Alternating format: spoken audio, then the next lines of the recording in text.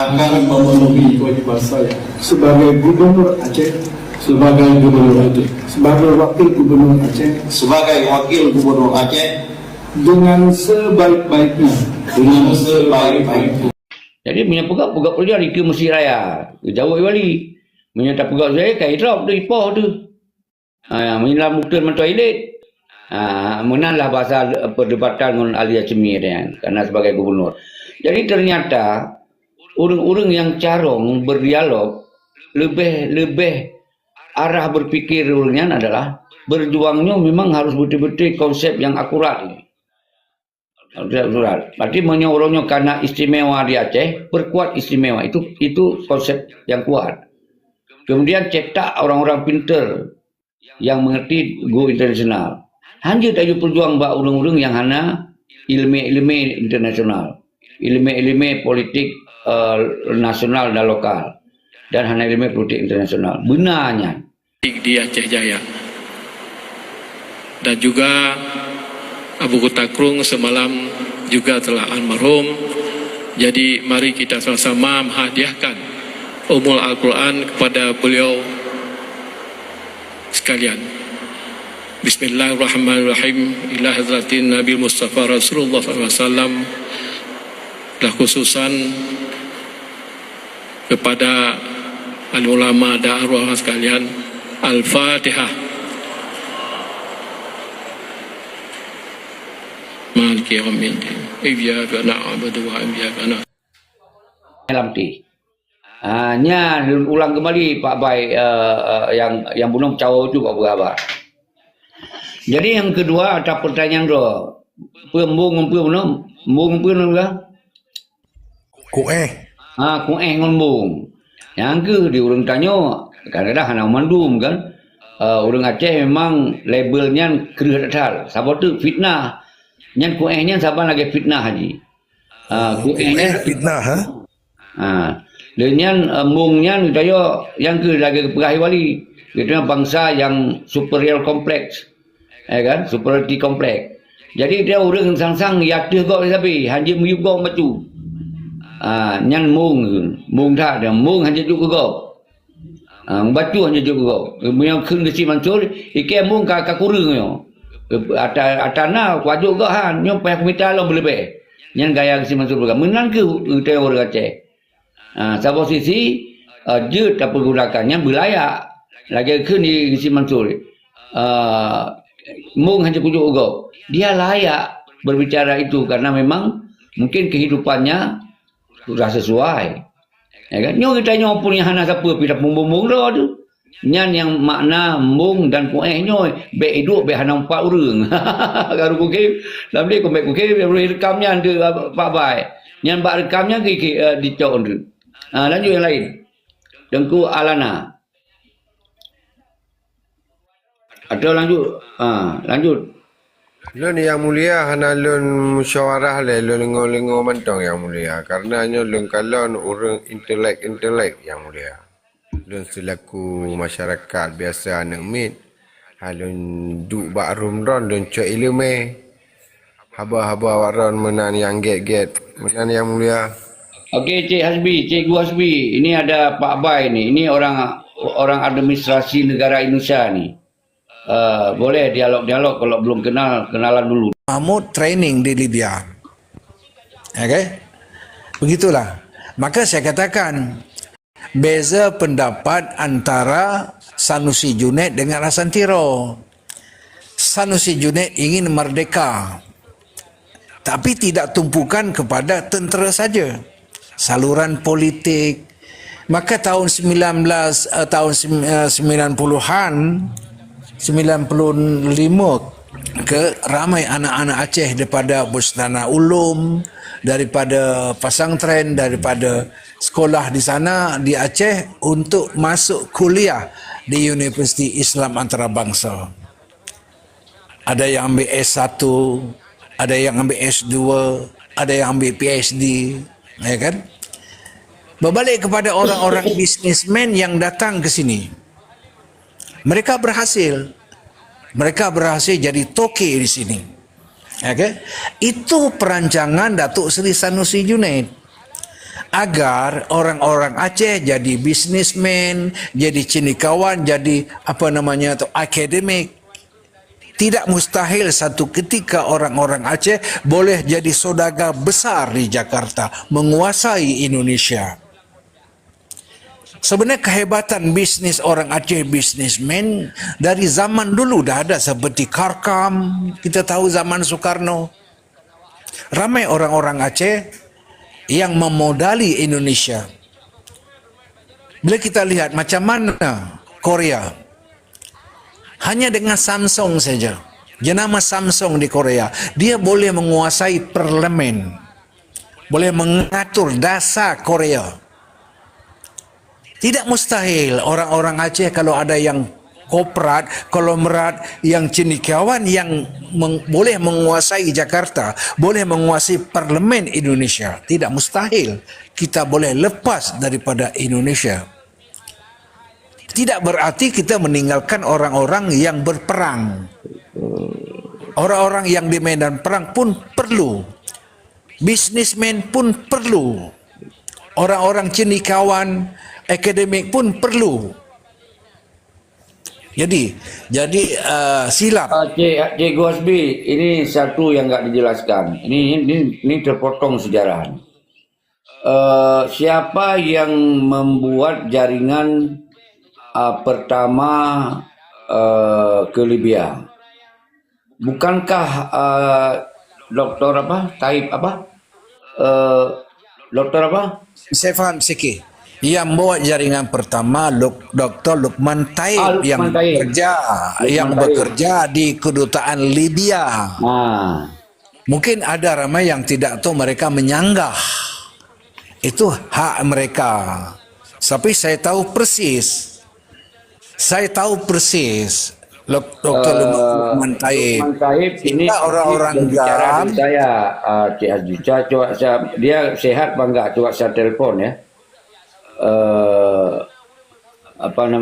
Lukman Taib.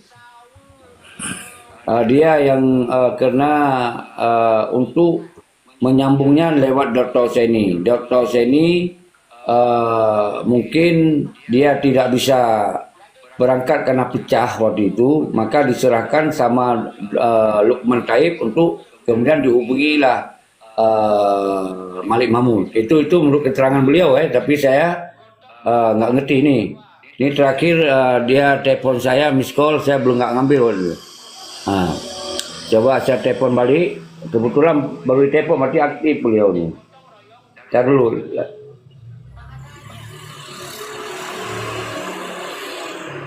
Oh, ini udah malam ya? Jam berapa di sana?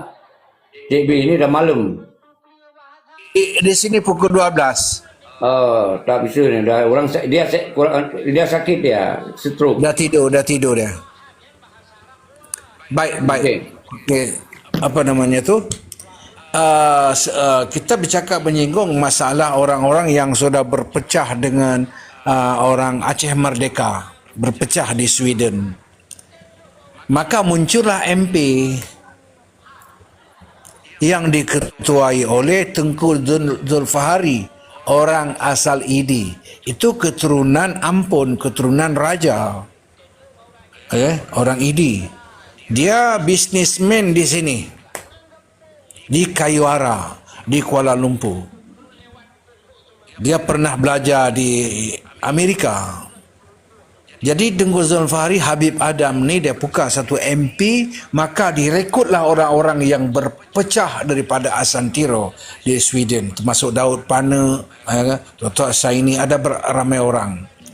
Di dalam MP ni ramai orang-orang yang akademik di dalam tu. Orang-orang bisnismen. Tapi sayang, orang Aceh Merdeka, khususnya Malik Mahmud, tidak mau terima mereka. Tidak mau terima. Sehingga ketika itu musuh mereka pertama sekali adalah MP. Nomor 2 adalah tentera TNI. Berapa ramai yang mati. Bahkan Tunku Don sendiri ditembak di Kuala Lumpur. Sebab apa? Ini masalah. Kalau masalah pihak dasar Malik Mahmud, dia boleh menerima siapa saja, orang pandai ke, orang tak pandai ke, bisnismen dia terima kalau betul-betul niat Aceh untuk lepas pada Indonesia. Tapi kalau di dalam GAM itu sendiri, Aceh Merdeka itu, kurangnya ketandusan kepimpinan, kita hanya mengharapkan dengan tentera yang latihan di Libya. Mereka latihan di Libya tapi bukan akademik, latihan perang. Itu okey.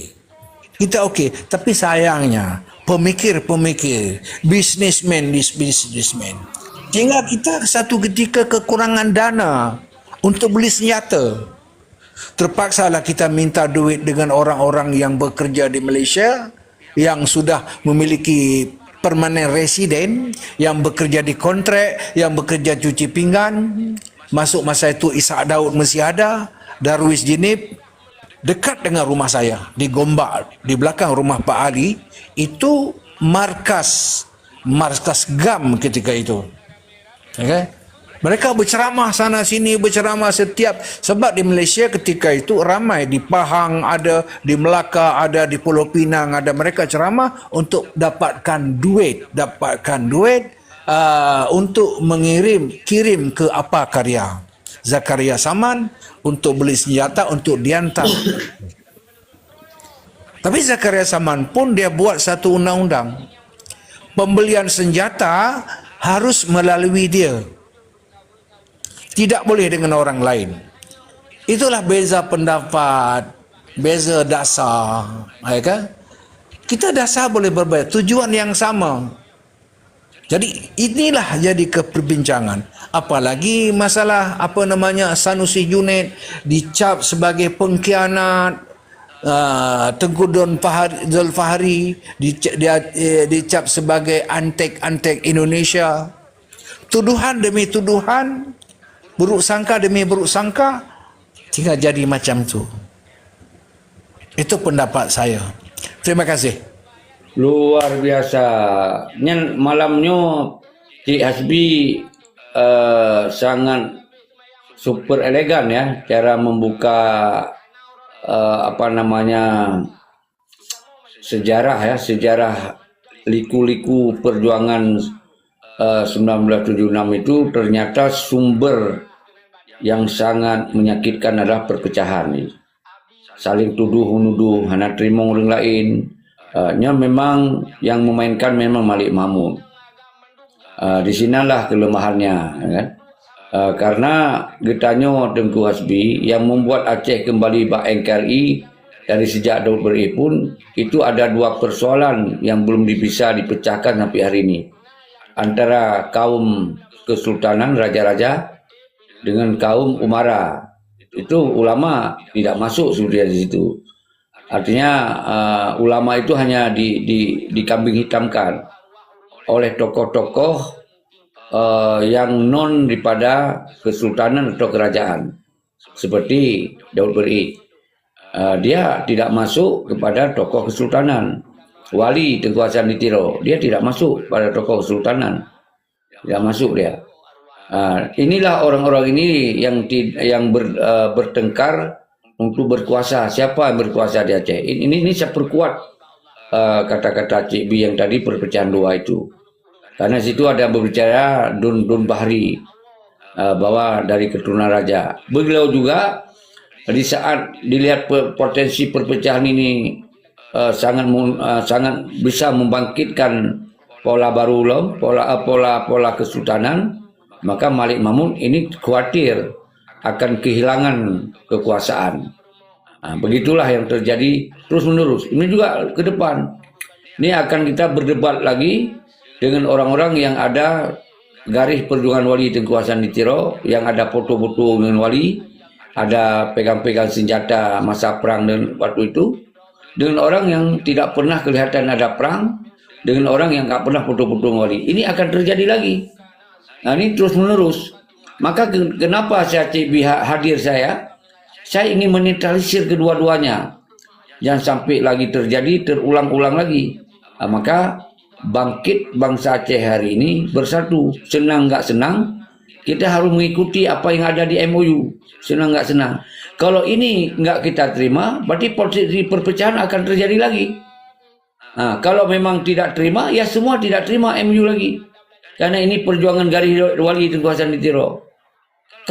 Kalau itu merasa kita pengikut wali, harus terima MOU sendiri itu. Bagaimana perjuangkan MOU inilah sebagai awal untuk meningkatkan perjuangan ke depan yang lebih yang mencapai kedaulatan. Tapi yang kita sayangkan Cikgu Hasbi, ini sebahagian besar orang-orang di luar negeri yang tinggal sekarang anak ideologi wali itu nggak terima. Jadi akhirnya terjadi perpecahan tidak pernah henti-henti orang Aceh. Lanjut, bye-bye. Ya, terima kasih. Jadi Cikgu Hasbi, saya mau perkenalkan diri. Jadi saya kebetulan aparatur negara di ministry saya Cik Hasbi. Fungsional tugas adalah menjaga evaluasi dan monitoring daerah-daerah otonomi khusus di Indonesia. Jadi saya rekam jejak mengenai MOU, mengenai perjanjian resolusi PBB untuk Papua, itu ada sama saya rekam jejaknya ya. Jadi termasuk Aceh karena saya juga kelahiran di Aceh, besar di Aceh. Jadi saya orang Aceh. Halo. Ya, orang Aceh kan. Ya, jadi orang Aceh. Jadi banyak kali melibatkan kepada termasuk MOU, sangat rutin lah untuk menjaga perdamaian kan. Nah, jadi menurut perhitungan saya, yang macam Seki katakan juga bahwa suka tidak suka, senang tidak senang, final and binding, kan? Terakhir dan harus dipatuhi oleh semua pihak. Dalam negeri, internasional, Asia Tenggara semua harus menghormati MOU. Maka ada istilah sama saya tadi, ada Seki buka juga, juridiksi. Nah, jadi juridiksi itu adalah kewenangan yang berlaku, itulah kewenangan yang terbaru. Jadi kalau kita pakai konsep teori juridiksi, ya memang macam Seki itu bagus. Ada berapa orang RAD itu salah satu upaya. Tetapi kan macam tujuan MOU itu non-violent kan. Itu terpenuhi kalau mengikuti unsur-unsur itu. Dan saya pernah dialog Cikgu Hasbi kepada orang-orang PBB ya, orang-orang luar negeri yang kebetulan dinas kan. Kenapa banyak kali penolakan untuk mendukung Aceh? Ya itu tadi macam saya katakan, Aceh terlalu tertutup. Malah ada yang pendapat membesarkan terorisme kalau Aceh itu didukung. Nah, itu fakta Cikgu Hasbi. Makanya harus ada yang macam Ceki kan, penjelasan yang akademik, faktual. Kalau propaganda nggak bisa jadi pertimbangan kan, karena tujuannya lain. Ya. Sementara gitu, Seki, makasih waktunya. Okey, nyo na yang laki kartik kage pre ya tu. Nyo tengkuari le. Iro na dengar tengkuari. Ben ni cok dalam berhabar je. Iro mata dalam berhabar tu anak cocoknya ada Cik Hasbi berhabar dengan Tengku Bai untuk berhabar. Silakan respon, baru kemudian tu lehnya baru Pablo Aceh. Lanjut Tengku Wari. Ya, terima kasih Pak Pres. Assalamualaikum Pak Bai dan rakan-rakan Cik Hasbi. Waalaikumsalam. Menarik memang kan kalau diskusinya